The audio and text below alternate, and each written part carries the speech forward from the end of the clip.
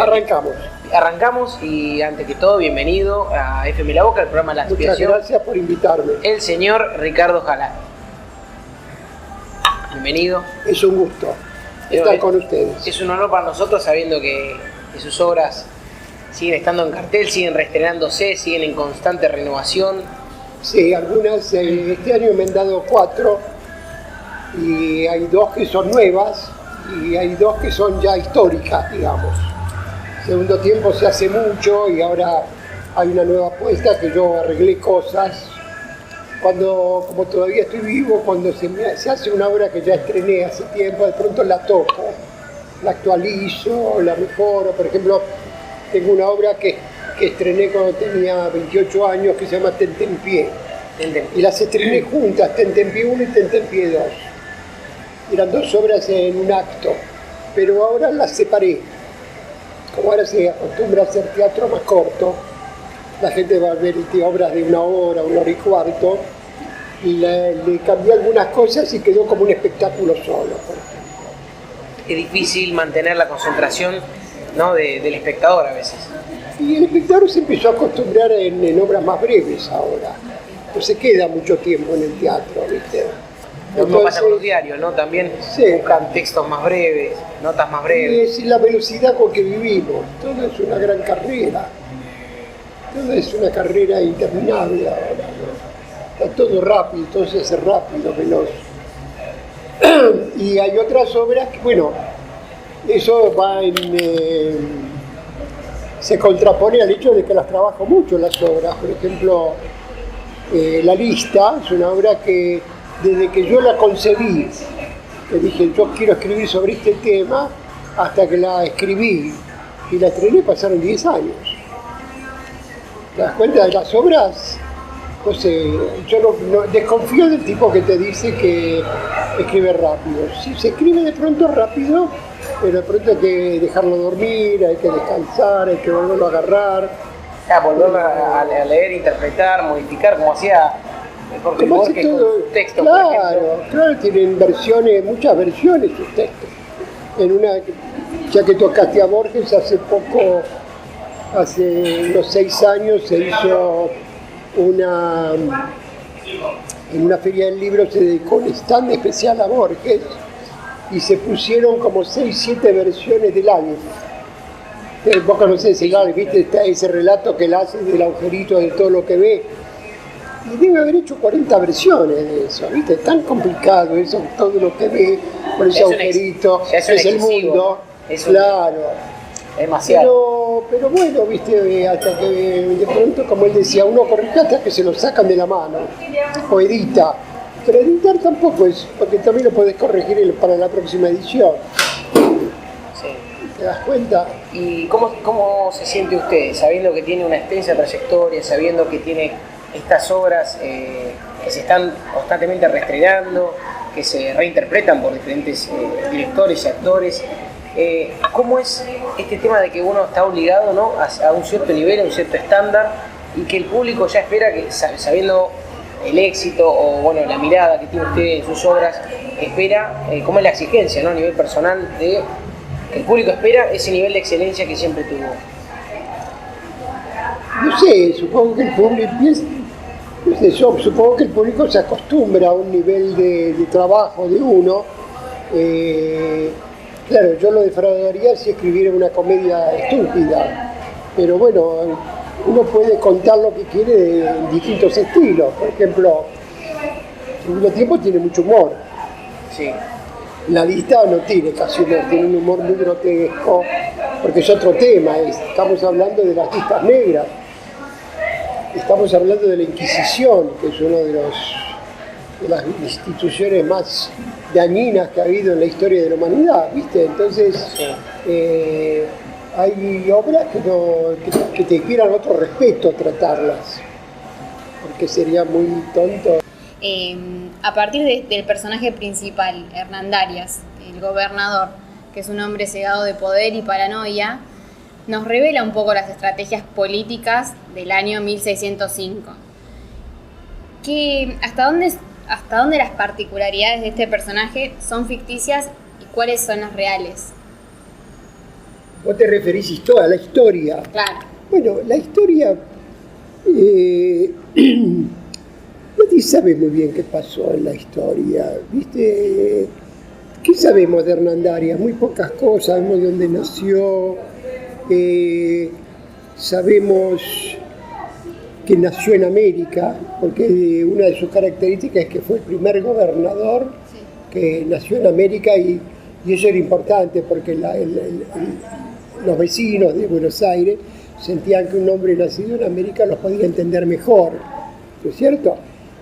También sé que nacer en América a fines del siglo XVI y comienzo del XVII era estar en contacto con los conquistadores primeros que llegaron y se querían llevar el oro, y eran capaces de torturar a los indios y matarlos para sacar hasta el último pedacito de oro que pudieran encontrar.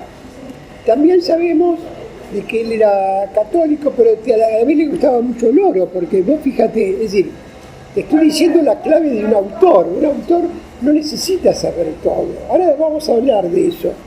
Por ejemplo, él se fue hasta Bahía Blanca en un viaje, no era Bahía Blanca, claro, porque le habían dicho que en esa zona había oro.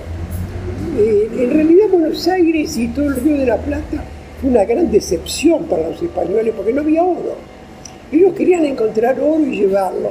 Es una historia trágica la del oro y de la plata, porque también encontraron plata en Potosí, lo que es ahora Bolivia, también se la llevaron, la sacaban de las minas, los indios se morían sacando carretillas con...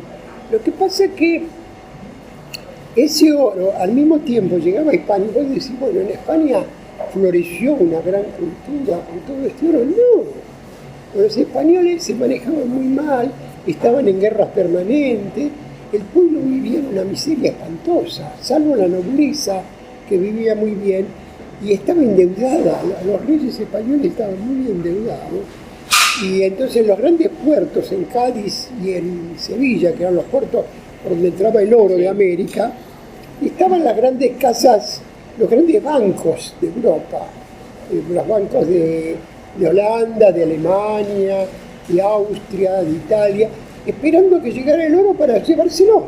Se lo llevaban para otros países, así que en España se vivía muy mal. Entonces toda esta carrera para el oro, bueno, debe haber beneficiado ínfimamente a los conquistadores porque hacían contratos ellos con la corona, por el cual creo que el 10 o el 20% era para ellos. Claro, sí. Pero hay historias, se calcula que mataron 60 millones de indios los conquistadores. No se habla de ese hecho, ¿sabes? Es un hecho oculto. Ahora, también hay un hecho que quiero destacar que es muy importante. ¿Hasta dónde uno tiene que investigar? Por supuesto, uno no puede escribir una ridiculez, que Colón se vestía de mujer. Bueno, no hay ningún testimonio que se vestía de mujer, ¿para qué lo vas a vestir de mujer? Pero, salvo mantener los hechos históricos, por ejemplo, a mí me sirve saber que Hernán Darias se fue desesperado. Imagínate, si vos tenés que ir a Bahía Blanca, son 1000 kilómetros casi 600 kilómetros, imagínate a caballo, cuánto estaba, pero él iba a buscar el oro, o sea que estaba afiebrado. Por otro lado, lo querían en Buenos Aires porque fue gobernador como 4 veces. Pero también era un político, me gustó tu pregunta.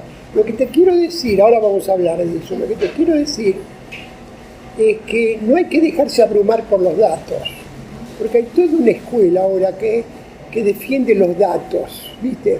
Los datos, las cifras, las estadísticas, y todo eso mata la creatividad. Porque hoy en día ya prácticamente dicen, ¿para qué vas a hacer una teoría de tal o cual cosa? Si están los datos, ya los datos te hablan, mentira. Los datos han aniquilado la capacidad del hombre de pensar. Entonces, sintetizado la historia. Hay un momento que si vos das demasiados datos, después no sabés de qué escribir.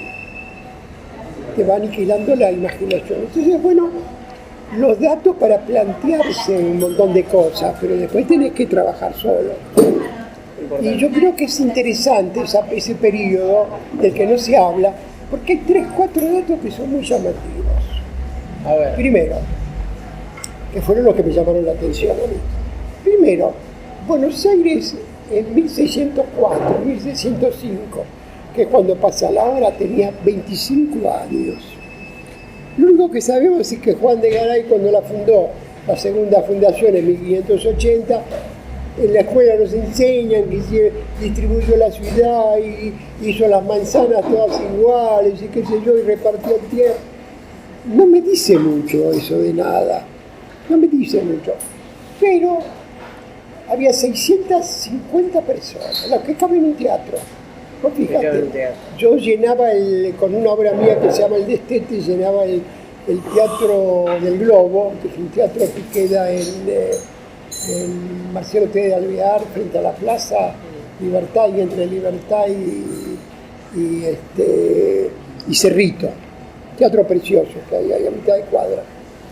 Y 650 personas en la población, y de pronto llega una orden del rey, firmada, que se la dan a Hernandarias apenas asume, de que hay que detener 17 personas y mandarlas engrilladas a Lima para que las juzgue la Inquisición. Entonces ya me está dando un dato, ¿no? ¿Qué pasó? Que tanta urgencia para ¿qué gente había acá? El poder de la iglesia, ¿no? También. Bueno, ¿y por qué?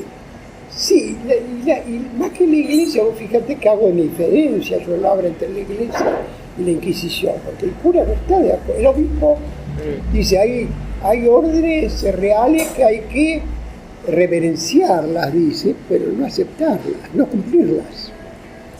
Dice un sacerdote que consulta hermandarias. Quizás como institución era fuerte. La iglesia era fuerte como institución, no era santa, por supuesto, pero todo el peso, lo que pasa es que la fe, la pureza de la fe y de la raza la manejaba la Inquisición. Y la Inquisición te podía torturar, te podía detener indefinidamente, te podía confiscar todos los bienes y te podía quemar. Por eso que era una institución monstruosa. ¿Qué tenía que hacer? ¿Por qué le instalan en América Latina? Una de las primeras cosas es instalar la Inquisición. Es grave esto, ¿no te parece? Sí, sí. Bueno, una de las cosas que se ve en la obra es que el gobernador se lo ve un poco dudoso, porque si bien recibe la orden de tener que encarcelar a estas 17 personas, duda un poco también de quedar mal delante de todo el pueblo. Claro, porque también, como todo gobernador, a él lo habían llamado porque había muchos problemas en Buenos Aires, la gente estaba que trinaba. Entonces él tiene que pensar un poco, y además, ¿qué era esa población? Pues fíjate que esos vecinos, esos 650 vecinos, un grupo de esos vecinos toma el cabildo. Primera vez en la historia de Buenos Aires que se toma el cabildo. Ellos no te enseñan en la escuela eso. ¿Por qué no se lo enseñan? Y se conserva el documento que escribieron de por qué tomaron el cabildo y por qué no quieren dar esas 17 personas. Mira qué interesante todo. Y acá, ¿y por qué no se estudia en la escuela eso? Claro, tendemos a creer que la historia argentina comienza con el Cabildo Abierto de 1810. No comienza, y además te la cuentas mal la historia del Cabildo de 1810. Otro problema es que, vos fíjate qué lindo, es un momento para escribir una obra. Vos fíjate. Por el otro lado, ¿vos te crees que un español se podía tomar el buque y venir a América? No podía venir a América Latina. Tenía que tener un permiso que era el certificado de limpieza de sangre. Eso es algo que a mí me dio mucha curiosidad, que plantea la lista esta obra que se presenta aquí en el Auditorio Losada. Es algo que me dio mucha curiosidad. ¿Es real esto de que se pedía un certificado a la gente que venía a América Latina para saber si eran judíos o no eran judíos, por ahí? La teoría era que era para saber si eran cristianos viejos. Claro. Pero había que tener el certificado de limpieza de sangre, porque ellos no querían que vinieran ni maometanos, que los habían echado, los árabes, ni judíos, ni librepensadores. Claro. Ya había empezado la corriente, ni protestantes. Ya estaba el protestantismo desde el siglo XV. ¿Cómo harían esos exámenes, pienso yo? ¿Cómo lo averiguarían? Te tomaban un examen, claro, y tenías que ir a la iglesia también, que te ponía su sello, había toda una organización, era todo muy complicado. Vos fíjate, Increíble. qué interesante que es cuando descubrí, por ejemplo, hay gente que le rechazaba, por ejemplo, hay gente que ni lo pedía, trataba de cruzarse en secreto, como por ejemplo, si vos sos negro de África y querés entrar a Europa a vivir, te dice que no. Entonces, ¿qué haces? Te metes en unos barquitos y de noche te vas a negar.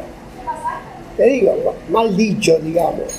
Bueno, pasó toda la historia de la humanidad que el ser humano buscaba un lugar donde vivir, porque donde vivía o había dictadura, o se moría de hambre, o había lo que fuera. Siempre pasó esto. Y siempre hubo gente que quiso conservar lo que ya tenía para que no se lo robe nadie y no compartirlo. Es muy interesante que toca la obra, que es que el trato hacia la mujer, ¿no? También que sea...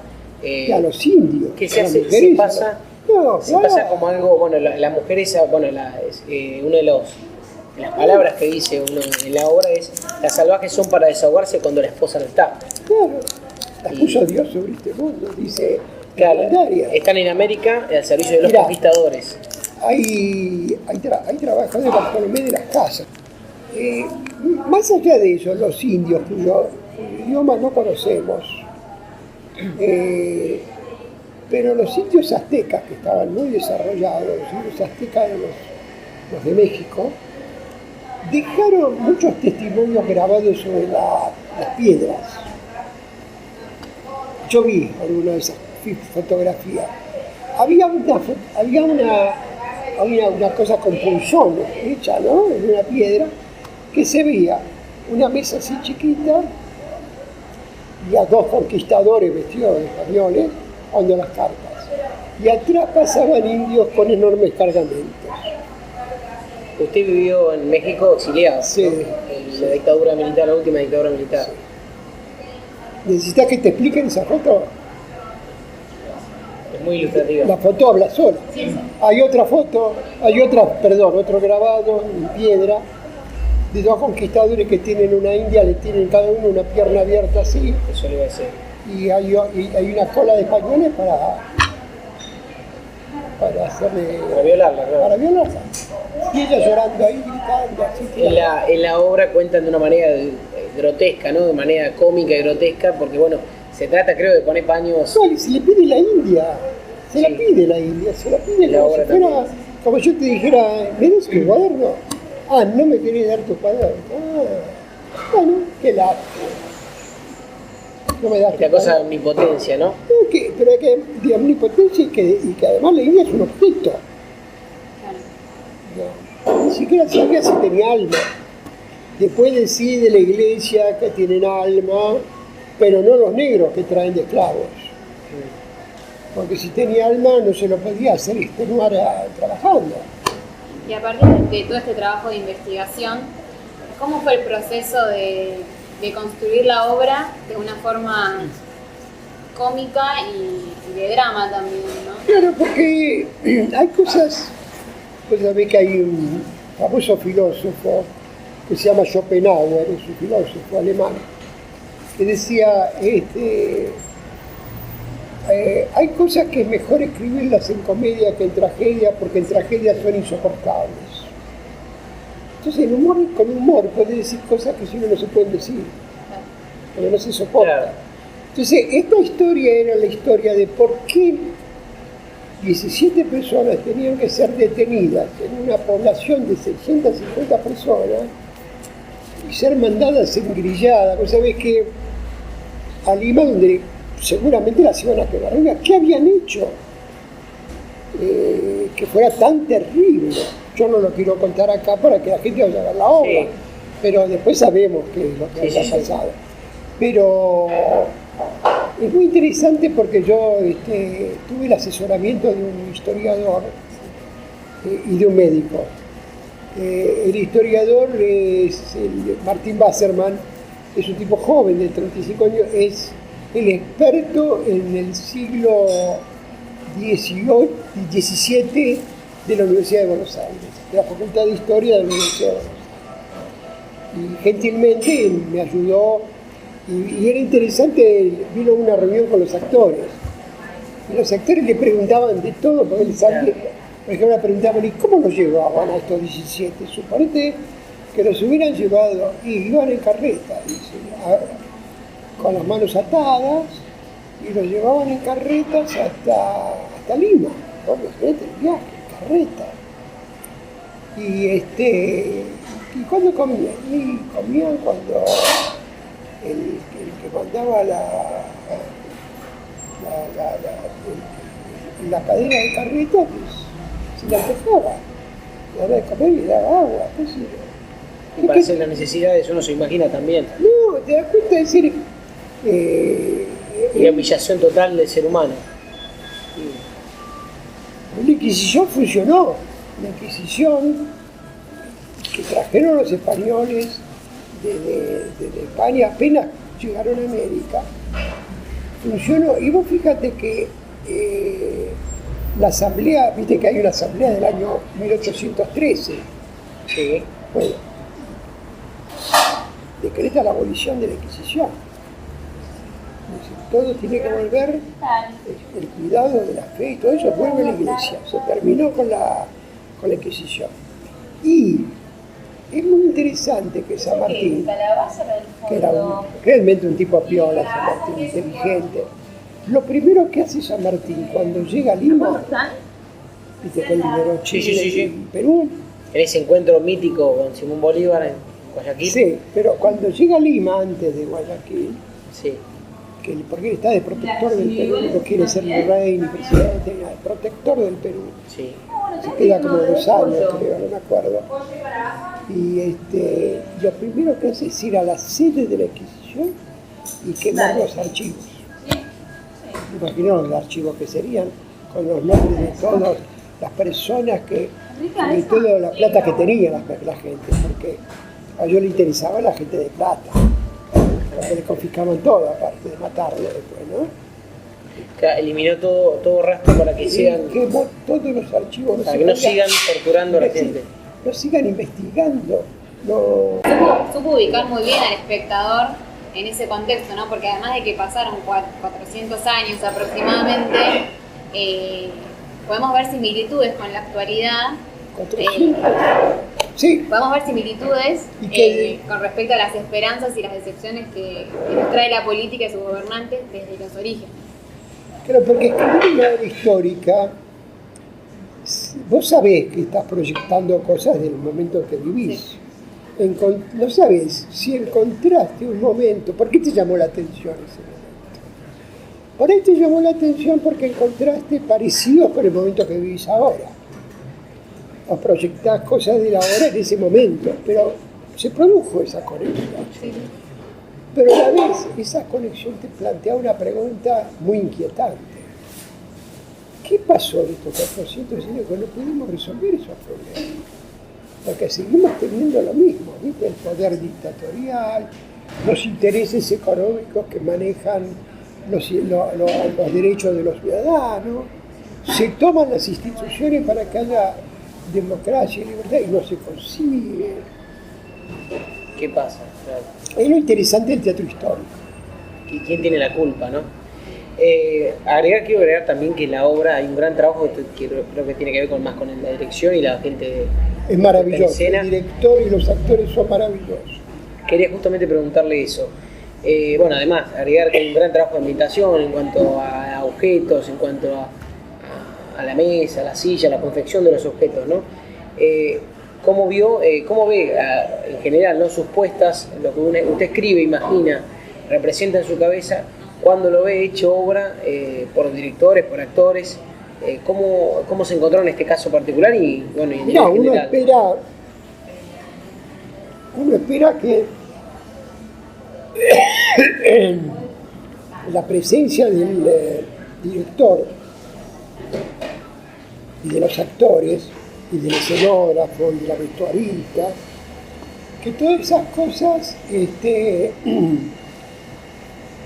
enriquezcan la visión de uno.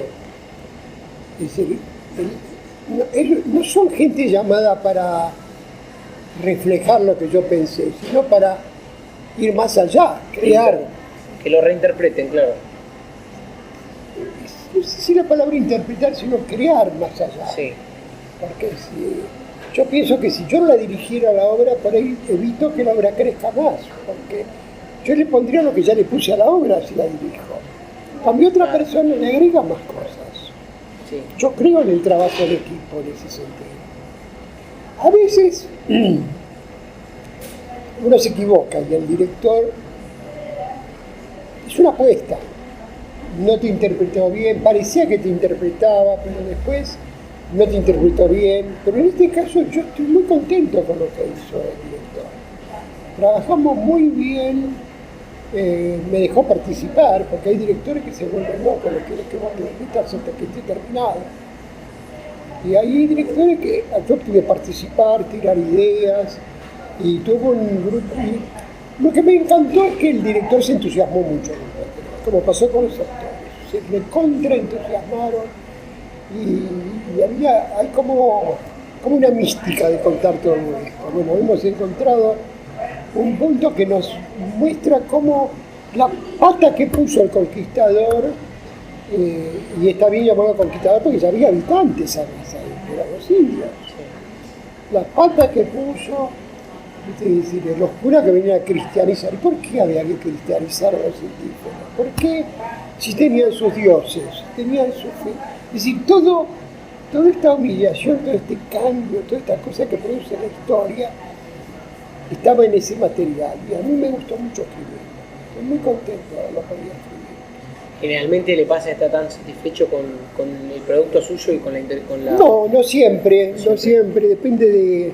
Hay épocas de tu vida que estás más expresivo, hay otras que estás menos. Yo ya tengo 81 años, te das cuenta, ha habido periodos de mucho silencio, periodos que no pude terminar. Hay ideas que... El arte tiene eso de maravilloso, de pronto tenés que crecer vos para poder terminar el material. Eso es que a veces se te ocurre una idea y no estás todavía preparado para escribirla. Entonces tenés que prepararte primero para terminarla y contarla bien. Es muy complicado. Importante eso que dice. Sí. Darse el tiempo para... crecer antes. Y hacer el arte te sirve para ver mejor las cosas. El tiempo quizás que le dedica a su trabajo, quizás a dejar madurar la idea, como diría, hace que quizás las obras tengan y esta obra la relevancia. Fue madurando. Acá cada obra es un proceso diferente. Pero acá la empecé a escribir hace 2 años y medio, pero ya tenía un montón de anotaciones, de libros, de cosas subrayadas. Entonces fue más rápido, porque andá a saber por qué en ese momento no pude escribir mejor. Es un misterio que no podés adivinar. Y quiero preguntarle, esta es la pregunta un poco más amarilla que tengo aquí, que es teniendo en cuenta que la gente edita, ¿no?, lo que uno dice y lo modifica y lo corta.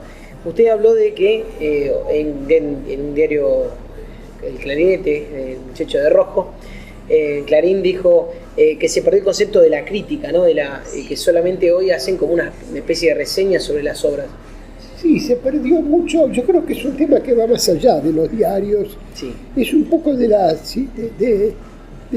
neoliberalismo, de la cultura de la imagen que vivimos ahora. Hasta hace 20 años en el mundo el conflicto, la discusión, el debate era muy importante.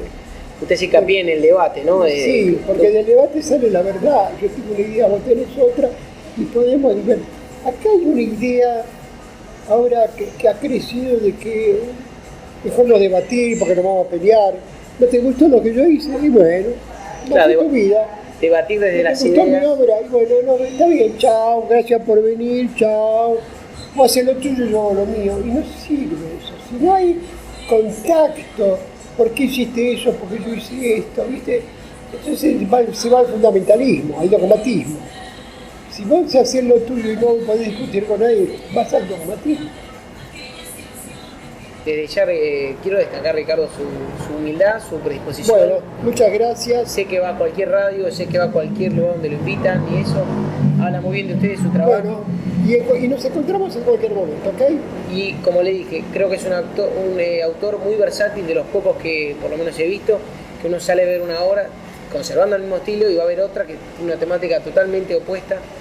Así que bueno, Sí, desde ya. es que bueno, uno va buscando cómo describir la realidad de distintas formas, porque si seguís en el mismo tema, ya sabes cómo termina, y ya dije antes que no sirve eso.